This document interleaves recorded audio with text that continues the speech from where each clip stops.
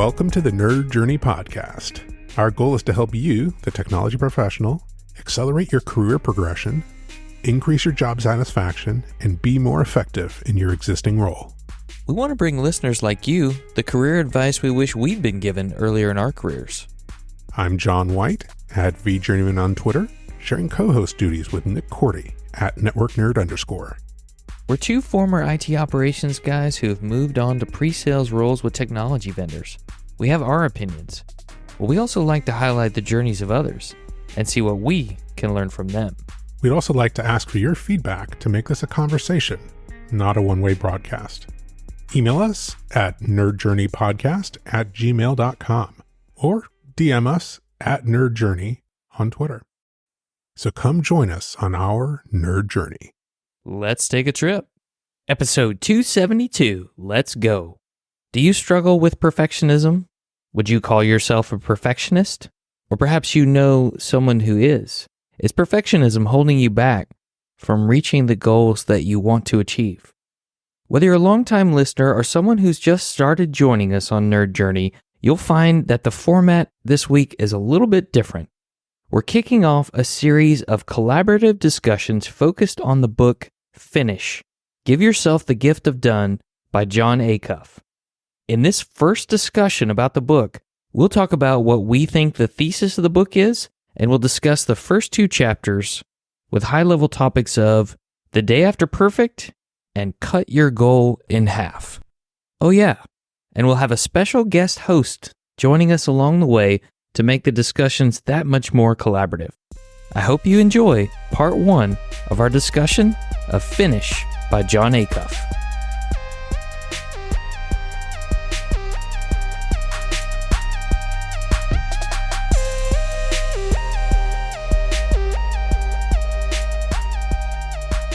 We're doing something a little bit different this week.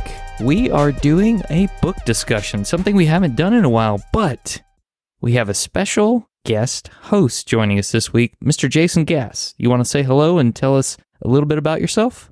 Hello, everyone. My name is Jason Gass. I am a solutions architect over at VMware by Broadcom. I do a lot with Toastmasters and public speaking. Came across this fabulous book last year called Finish by Jon Acuff and brought it to Nick's attention. Yeah, and Jason also knows that my name is Nick Cordy and I am a perfectionist. John, you already knew this. Jason spotted it pretty soon after we started working together, but it's a fantastic book. And honestly, it took me a while to finish it because you recommended it multiple times. And it took me, 6 months, 8 months to actually just read it. That's funny. Yeah, I almost sent you a copy, but then by the time I almost got a copy, you said you finally bought it. Yeah, bought it on Audible, the default medium that seems to work for me. Let's talk a little bit about the format of the episode. We're going to basically have three questions that are going to be framing questions throughout. The first is, do I believe this? And then the second is, how did this affect me? And the third is, what am I going to do about it, or what have I done about it? So we'll be asking, first of all, talking about our overall reaction to the book, and then maybe dive into the main points of each chapter and use those, again, as framing questions and jumping off points and discussion questions to kind of spur that discussion. With that being said, let's dive right into this. Let me maybe start off by asking you, Jason, what did you see as the main goal or the thesis of the book? The main thesis surrounding the book is actually completing the goals that we start. I think so many of us start with the topic of, this is what I want to do, this is what I want to accomplish. And we get really big ideas, but we never finish that finish line. That's true. And that can be on a macro scale and it can be on a micro scale. From maybe, this is how I'm going to drastically change my life this year, to, I think you mentioned before we were recording, this is what I'm going to do this weekend. I'm still trying to take my vitamins every day. And it's a micro goal, and I still fail at that. That idea of making goals something that are able to be accomplished, I think, is super powerful. And the kind of subtopic, right, is conquering perfectionism. I will say overall, I had a positive reaction to the book. nothing that the book said was, super woo woo or too abstract. It was all very consumable. It was all very believable. It struck me, and, everything seemed to be fairly implementable too, like achievable. That was my reaction to, do I believe this? Like, I think that this will help people to accomplish more goals. How about you all? Absolutely. It's now a book I read every year to remind me. So I just finished my second reading of this a few weeks ago. Like I said earlier before the podcast, I literally felt the author was writing the book for me. Like, he sat me down and interviewed me and wrote the book. And I felt like I was on an island. I was like, wait, this is incredible. So much that I did recommend it to Nick, and then another friend, I gave him a copy as a gift. I have to say, for me, I love Jon Acuff's writing style, and the fact that he narrates on Audible, his use of humor, it makes it such a better experience, less dry than without that. Not that it wouldn't have been good without that, but I love the personal style, touch, the humor. I definitely believe it, because I am a consistent victim of having so many ideas and never getting finished with them. Just like on the podcast, John, we've never had a shortage of ideas since we started doing this. But how many of the times when we said, oh, we should, have we actually done that? That's just one example. Oh, yeah. No, it's very true. Nick, you bring up a good point. So I read the book, and I'm just going through one of Jon Acuff's new books, and I did it Audible. Mm-hmm. Now, with Audible, for the new book, he actually added additional content that wasn't in the written book. Did you also have that experience with Finish on the Audible platform? So there wasn't bonus content on Finish when I read it on Audible that I know of, but I did get socially engineered and recommended other books by him, which I may check out, especially if he narrates. I love it when the author narrates their own book. The other thing I just want to say real quick before we move on is that I feel like the theme of the book is frameworks for all the things you need to do to shape the path to finishing so that you can do the actions to get there. Like, if you could mold the clay around the environment in which you will complete the things you want to, that's kind of the way I looked at it as I read through it. Yeah, I totally agree with that. It's frameworks, right? Tools. One last thing I would point out just about the format of the book, it's easy reading. I think I picked it up and read it on an airplane, and it's definitely one of those books that I just couldn't wait to read the next chapter. And ironically, anyone I talk about the book, the first question they ask, well, did you finish it? I'm like, yes, I have. Yes, I did. Yeah, I have to say with Audible, like I went through it probably 5 or 6 times, on like 1.6x, just to do my note-taking, highlighting of what I thought were kind of the primary points. It is very easy reading and very easy listening. Nick, I'm going to push back a little bit. I don't think that every author is really good at narrating their own book. Narrating is a skill, but Jon Acuff, I think, has that skill, is very performative, right? Easy to listen to. It's not monotone. You don't get bored. He's not just saying the same thing at the same pace, the same time, all the time, running on sentences. He's very good at actually doing the narration, and, he injects his humor into it. So I think that's, a bonus. Not all authors do that, but I think that it did make me want to go and like read his other stuff. And that was cool. I like structurally, this is how the structure of the book affected me. Each chapter had a main point. He sometimes delayed that thesis point. I felt maybe too long, like it was, 7 paragraphs in after a long anecdote, but that was okay. They were good anecdotes. When I was going back, it was easy for me to kind of go, oh yeah, I already know what the point of this chapter is. So here's anecdote. Here's me highlighting what the thesis statement is. And that's the way the chapters were structured. It was a mixture of points, like thesis statements, backed up by anecdotes. And sometimes like data, referencing a study, but mostly anecdotes. Does that track with you guys, like how you read this?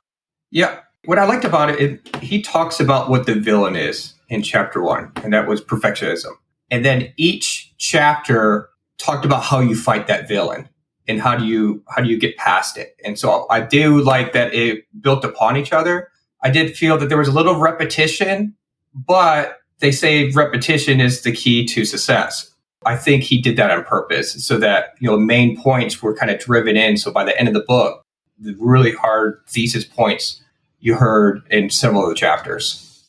I also liked kind of the externalizing of the character of perfectionism as this like third party who is attacking you and wants to bring you down, even though that's just a framing, right? But I really enjoyed that framing because sometimes that's how like the voices in our heads like work, or how our self-talk works, right? It's almost like there's somebody there who's trying to undercut you. So I really enjoyed that as well.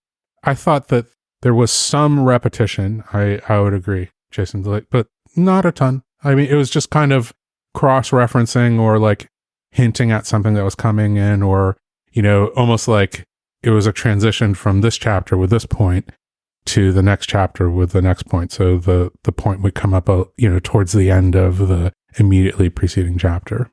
I had never thought about perfectionism being the reason why I wouldn't complete goals, because I'm not OCD in a lot of different ways. I'm disorganized in a lot of different fashions. But then when I started thinking about things, I was like, you're right. I'm still the person that likes the color inside the lines. And if I go past the lines, it drives me nuts. But if you go out to my garage, it's a complete chaos. So I think we all have a little OC built into us. I think maybe I'll push back on that just in this point, like the idea of like perfectionism with like obsessive compulsion is almost like two different things, right? I think that it might be what we think of and what we go to when someone says perfectionist is like, oh, it has to be this way. Like, obsessive compulsive disorder, or like, just even obsessive tendencies, I think are more of like a debilitation. Although it's like maybe it's an extreme form of, something similar or related. So I understand why you'd bring it up, but I think you can be a perfectionist without being neat. You can be a perfectionist without being tidy. Those two things are not overlapping. And in fact, like maybe it's a little bit of one thing can cause the other. It's like, oh, like if I don't have the perfect place to put all my stuff, then I'm not even going to try to clean up, right? That's kind of the popping of that myth that he brings up fairly early. One thing I would add here is the fact that he shares his own personal struggle in a lot of these areas, I think just automatically makes you think about how you struggle with it as well. It's almost like the sharing of the personal stories and anecdotes makes you more self-aware after hearing the framework. Because some of the stuff that he mentioned in the book, I had never really thought about it until it was shared with me. And then I went, oh, yeah, I definitely have this problem. Yeah. Should we jump into the chapters and maybe talk about those individually? Let's do it. I think the first chapter was titled The Day After Perfect. And the thesis here was the thing that keeps people from accomplishing goals is that they stop after they can no longer perfectly accomplish what they set out to do. So if the goal is to, I'm going to read the front page of the newspaper every day, the day after they don't do that, they'll just give up instead of restarting.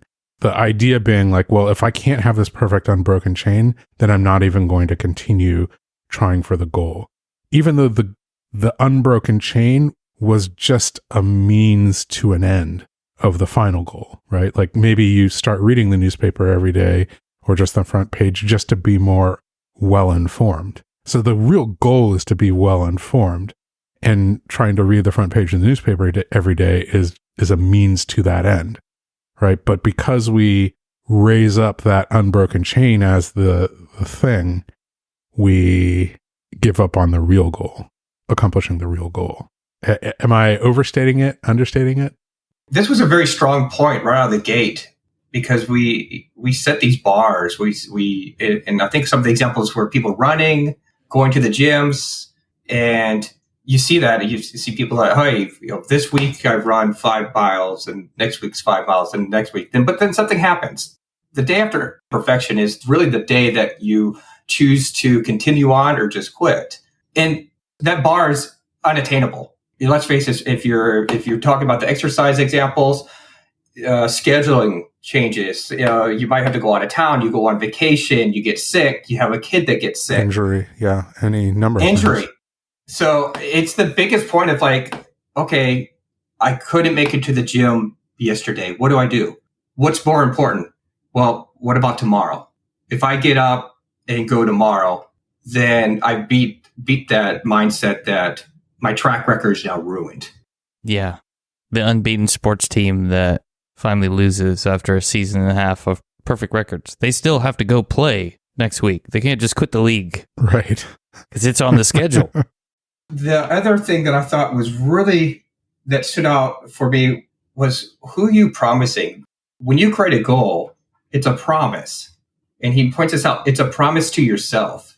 And then if you keep breaking goals, you're breaking promises to like the most important person, yourself. I took that quote and really thought about all the promises that I thought and goals I set. And he points this out very well, is that we forget about the goals we completed, but we always remember the goals that we failed to complete. Yes. You have this loop that's not closed. I mean, I can't help but think back to the conversation with Tom Hollingsworth in episode 127 about burnout and not being able to get to all the things on your task list from months and months ago that you stopped doing or paused. Right. It can grind at you pretty hard. Absolutely. I mean, it takes up headspace, right? I think, which is the main point, is like, if I abandon this, pursuing this goal, then I'm abandoning a promise that I made to myself. And, pretty soon you start to have self-talk about all that abandonment and not all the things that you've, followed through on. The phrase was moving forward imperfectly. And that was the thing that I kind of reacted to most strongly. Maybe we'll talk about, what am I going to do about this? Like, I think internalizing this point is, like a really important one for me, that it's not the streak, it's not the perfection, it's the overall goal, the meta goal of doing this thing that is the main point, the why of why I even started this, not the streak itself, not the perfection. Have like one great work conversation a day. Like, well, why? Why am I setting that out? Like, there's got to be like a super important reason why I'm setting that out. And just because I miss one day doesn't invalidate that goal. So that goal is more important than the streak. He uses a story in that first that has stuck in the back of my mind. And he talks about, we relate goals or missing out on something to trains. And we relate this to a train wreck. Well, a train wreck's awful. Millions of dollars are lost. People could get hurt. It's this big disaster. What's the worst thing that happens if I didn't go to the gym today? Nothing. I can get back up and go tomorrow. It's interesting how we relate not doing a goal to a huge disaster in other terms. Yeah, because you're in your own head, and it's always a big disaster from your standpoint because we don't like to fail. Yeah, I think that minimizing of the streak, like we do put it in that disaster term instead of like the actual term. And I think the point right after, which I maybe didn't highlight at the time, but maybe I should have, was like developing tolerance for imperfection is the key factor in turning chronic starters into consistent finishers. Like, that's a really powerful statement. Finishing the goal is the key, not this like, do this little thing every day. Making sure that imperfection is okay along the way, building up a tolerance for it, that's the key. I feel like this has almost been ingrained since grade school. We want A's. When we're studying our courses in grade school, high school, to college, we want an A. We don't want really B's. We don't want C's. But in the end, if you look at the whole picture, okay, maybe you got a B in class. Maybe your GPA wasn't 4.0. Maybe you got a 3.9. But in the end, you and the person next to you that got a 4.0, guess what? Both have that piece of paper. You completed your degree and you moved on. But we've been ingrained that we have to have like perfect A's. No, you don't. You can have an occasional B. You can have occasional C. Not everything has to be perfect. Could we also say that it's also a little bit of a submission of control, because you want to be perfect in some ways so you can control the outcome. But once you have been imperfect, it's like you've lost your control of the scenario, at least in that moment. I think we have to abandon the idea that we can be perfect, period. He talks about that. Your goal is going to be imperfect. He said either right out of the gate, it could be midway, or it could be right before you finish it. It's going to be imperfect. You're going to stumble along the way. And I think once you understand that something's going to happen, and it's most important about what you do afterwards when something happens, then that's when you start really getting some traction and actually completing these goals. Yeah, it's really, I think, maybe regaining that control. Mm-hmm. Regaining the control over the outcome and your ability to achieve it, as opposed to measuring it by every little intermediate step that you might think that you need to do along the way. Yeah, one of the quotes I wrote down was, "The day after perfect is what separates the finishers from the starters. The day after is the make it or break it for every goal." And then I think later on, reject the idea that the day after perfect means you failed. Correct. Yeah. Very powerful statements. And I think internalizing that stuff, or maybe repeatedly reminding me myself that these are things that I really should believe, that's, what I'm going to try to do about this chapter, like what I've learned from this chapter. I think I might even extract and print out that sequence of quotes and hang it on the wall. This is pretty powerful stuff. I've read a lot of different books around goal setting. And what this one was a little bit different is that, a lot of people think, hey, I create goals and we have problems starting. I don't think a lot of people have problems starting a goal. It's the continuation of the goal. But that's where I thought this book was a lot different than some of the other books I've read in the past, is that, hey, I have no problem starting. I have 1,000 goals and projects that I've started. But then I look back at last year, I'm like, well, how many of those did I actually stay with and did I actually complete? How do you keep up the hype all the way through without losing it? Yeah, the energy to follow through, to keep on tracking. Shall we move on to chapter 2? Absolutely. All right. Chapter 2, cut your goal in half. Sorry, this makes me laugh immediately. We just got done saying, we probably don't have problems starting goals. Immediately out of the gate, he's almost saying, one of the main problems we have is defining the goal incorrectly, overstating the goal, right? We all have these problems, being super overly optimistic or ambitious about our goals. And really what we should do is we should scale it back and make the ultimate goal something achievable, repeatedly achievable. And maybe if you have this massive goal, I'm going to run a marathon. It's maybe you run 1 kilometer. And then, if you can consistently run a kilometer, throughout the month, then maybe the next month you go, okay, now I'm going to try to consistently run 2 kilometers, and then ramp up to the point where you're getting that marathon run, right? So out the gate saying, I'm going to run this marathon like that is ludicrous, or it's self-defeating, I think is what it is. That's how he's putting it, right? This planning fallacy. Well, yeah, and cutting your goal in half is like face punching yourself and saying you were wrong out of the gate. Oh, you set this goal? You're wrong. Reset it. It's a tough thing to face, that the goal that you set might not be correct. Well, is maybe automatically incorrect, and that you need to scale back no matter what. I think the alternate point that he makes is to double the time that it might take to do something, if cutting the goal in half is not something that you can do with everything, right? If your goal is to pay off all your debts, then you don't want to pay off half your debts, but you could say, well, if it's going to, I want to pay it off this year. It's okay, great. So why don't you take 2 years to pay it off? Double the time instead of halving the goal. Yeah, because you're going to make more progress. I think the example was if you wanted to pay off $50,000 in debt and you want to do it in 6 months, well, is that realistic? And say you get a month or two in and I'm not even going to be close to that, and then you just give up.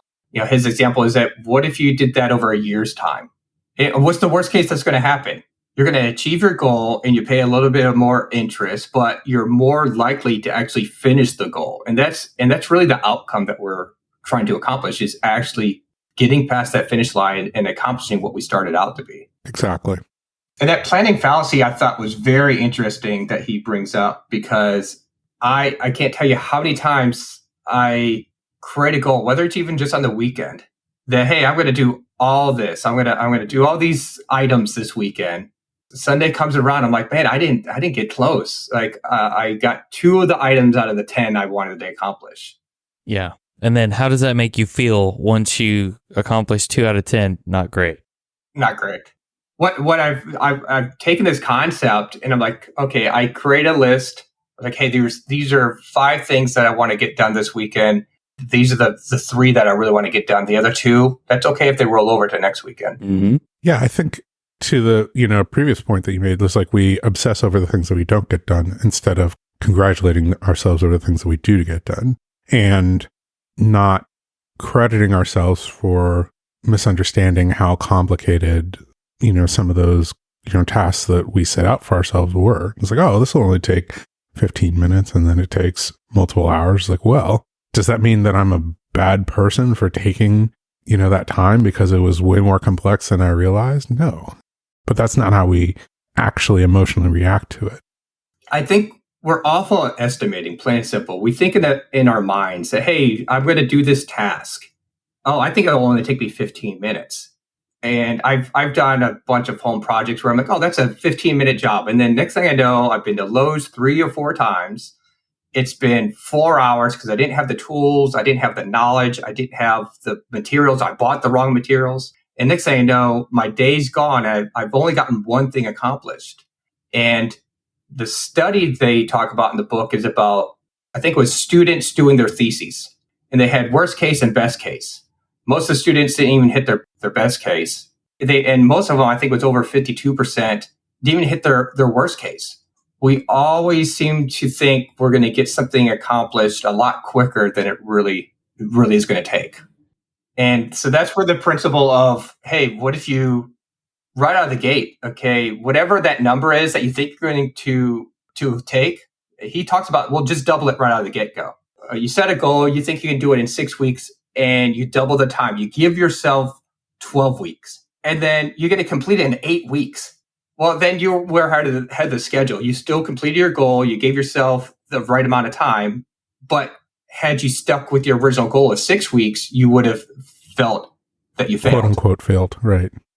And that's where the double the time or cut the goal in half principle really helps you narrow down, what you could really accomplish. Yeah. And then I think also mentioning the idea of like, if you actually get something done, if it's halving the goal or doubling the time, the fact that you do accomplish it will give you, rightly or wrongly, a sense of like, well, now I'm somebody who can get things done. So if it's the other half or increasing the rate at which I do this thing a little bit, then that's great. And then you tackle that as the next goal. And now you're somebody who stacks success upon success upon success, and you get better maybe at estimating some of these things as you get experience. And now you're somebody who completes goals instead of somebody who chronically starts and abandons.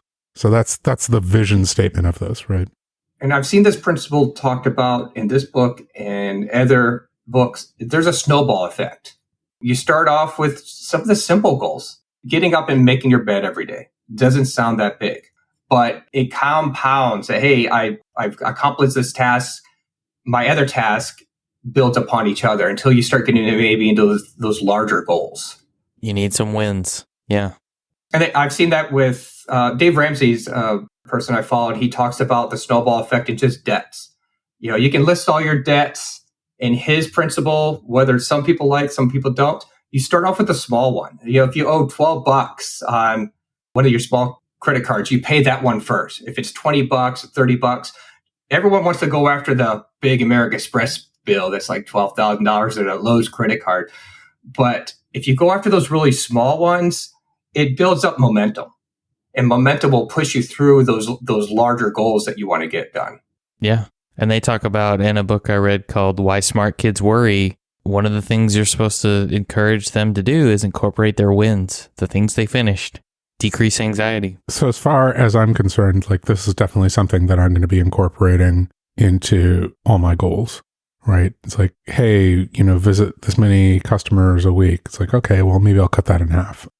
It's interesting. He does point this out in the book. Sometimes you have like work goals. If you're in sales and your boss gives you, hey, you got $1 million quota, you can't go back to your boss and say, you know what? I think I'm only going to do about half that this year. Or I want 2 years. So then I think you have to get creative at how do you still accomplish those goals? So when I was in operations, if we had a goal, maybe it was a migration or an upgrade, we realistically had to say, okay, when do we want to get this done? Well, we can't extend the time, but can we get more of resources together? Maybe it's me and a couple other engineers that now are doing the work together so that we can meet that deadline. Sometimes you have to get outside of just yourself. You have to look at what other things can you do.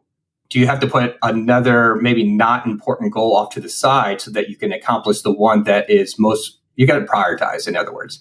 Okay, we have this goal. We have to meet this one. Maybe something else has to be put off to the side. Yep. And actually, you're going into the next chapter about deciding what you'll be bad at. Yeah, let's make that transition. Chapter 3, choose what to bomb. The only way to accomplish a new goal is to feed it your most valuable resource, which is time.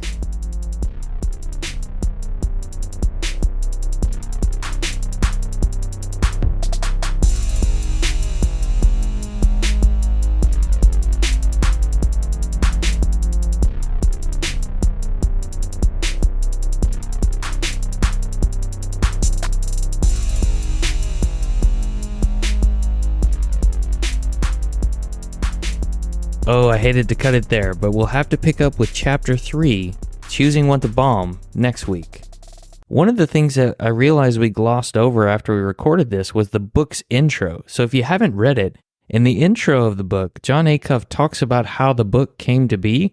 That's one of my favorite parts of any book, when an author shares how something came to be. In this case, it was sort of an accident, but I'm not going to tell you any more than that because I think you should read it. If you like this format, we'd love to hear from you. Shoot us an email, nerdjourneypodcast@gmail.com, or you can find other book discussion episodes we've done. Episode 87, we did a book discussion on The 5 Dysfunctions of a Team by Patrick Lencioni, a great read. Episode 90, we did a discussion of The Inner Game of Stress by Tim Galwey, Ed Hanslick, and John Horton. And then we had a series of episodes focused on Deep Work by Cal Newport, episodes 141 through 147. Feel free to go back and check those out. The links will, of course, be in the show notes. We'll see you next week as we pick up our discussion with Chapter 3. Farewell, listeners. Tune in next time as the journey continues. I'm John White at BJourneyman, for Nick Cordy at NetworkNerd_, signing off. Adios.